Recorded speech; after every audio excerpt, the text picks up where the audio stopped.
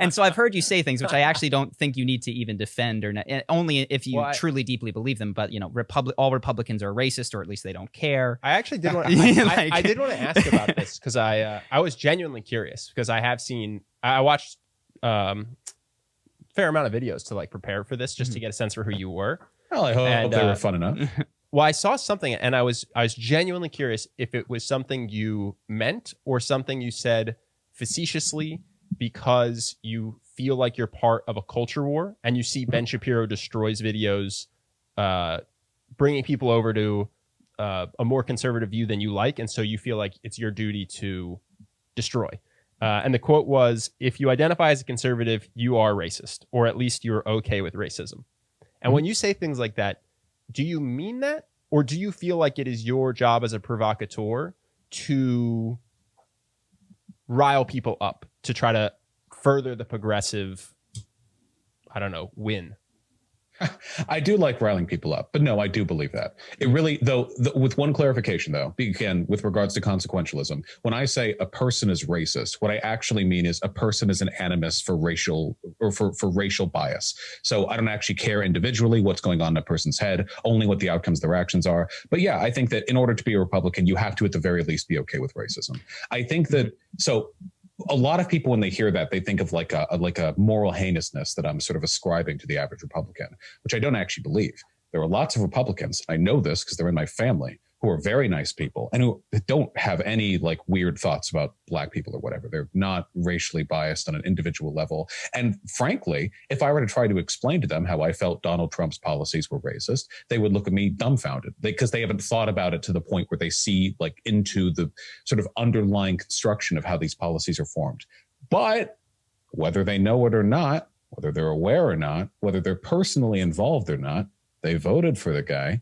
It happened. So as far as I'm concerned, I mean, what really is the difference in terms of the consequences for this country between an actively racist Trump voter and somebody who voted Trump because they thought the system needed a shakeup and nothing else? Well, I don't know how much of a difference there is. I think it comes down to consequentialism.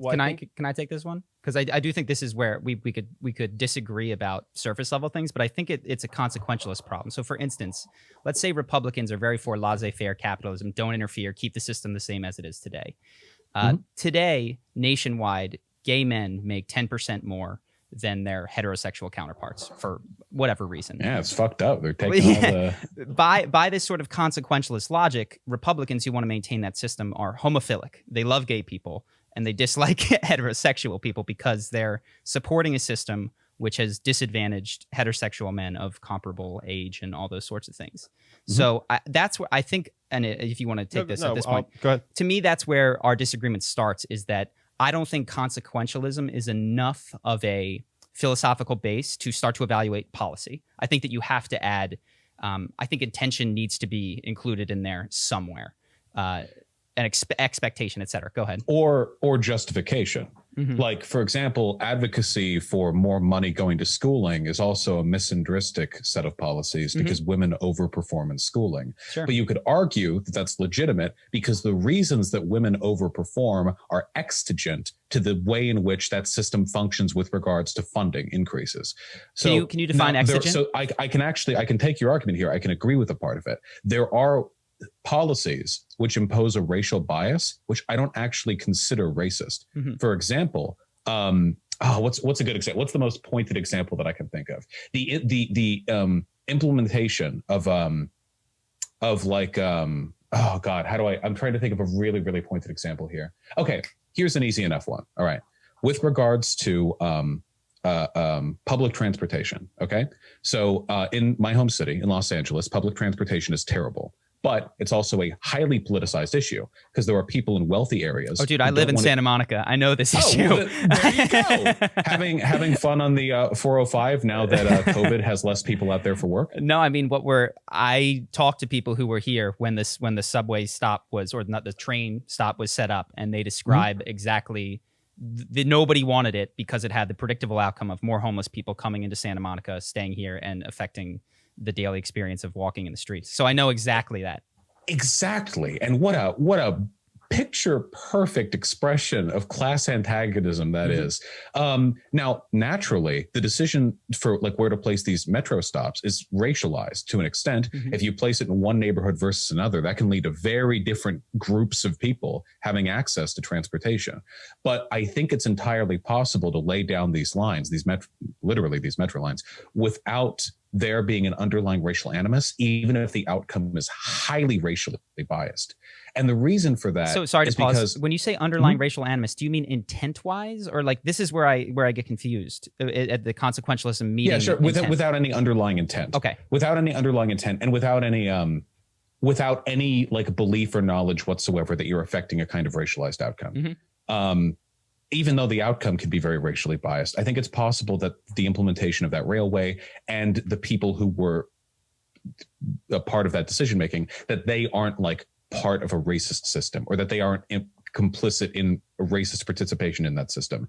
And I think the reason for that is because some systems are racially biased because of other systems, whereas some systems are racially biased because they on their own bring about negative racialized outcomes. The building of a new prison in a given town will lead to changes in how criminal justice is handled there. We do need prisons. I mean, you can't not have prisons. It just really depends on where they are and what their policies are. But putting more money towards a police force in a given town, depending on how that's handled, that can end up having some really severe consequences for how like the racial politics in that town play out. I think it's really tough to answer these questions directly. If you believe consequentialism is an inadequate framework for addressing like what is or isn't moral, then I think it would ultimately come down to reducing everything to the raw utility that you get from a given policy without consideration for the intent or the implicit bias behind it. But if you do that, you miss out on a lot of really interesting analysis. I don't know if there's a hard answer for this.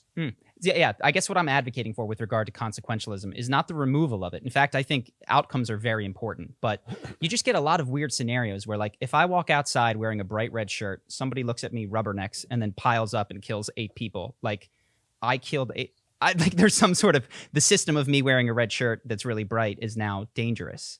Well, depending on how deterministic you are, you were as complicit in the murder of those 8 people as the guy was driving. But obviously, no consequentialist would ever advocate for policies being done along those lines. So then it's not pure consequentialism. It can't be.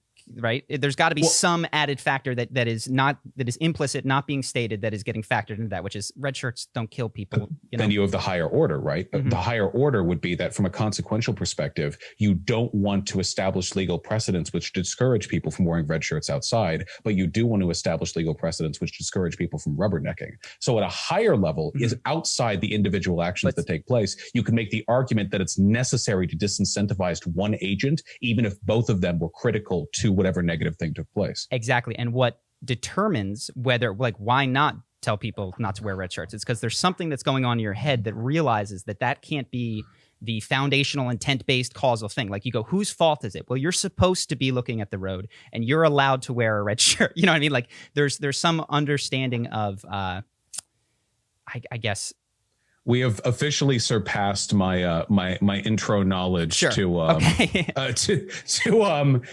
ethical normative philosophy. Or what's the term? Yeah, I even forget the term for it. Yeah, I don't know. These are complicated questions. Got it. So I guess, Ben, I know you want to hop in here, but this would I don't know if it's even a goal, but I guess what I would be pointing at with the deficiency of consequentialism to describe things is that I think that also needs to be applied to policies, and it needs to be applied to conservatives, which is to say, look, even if someone does support an outcome that has racially unequal results, it does not therefore make them a racist, because what you would need in order to have that line of logic is a pure consequentialism that I don't think is sufficient to describe. Well, and make them a supporter of racism in the plainest terms, no? It would be critical to distinguish between an active and a passive supporter of racism, somebody who does so intentionally and somebody who does so unintentionally. If you really want to get into it, by being an American and participating in our economy, I'm an implicit supporter of imperialism.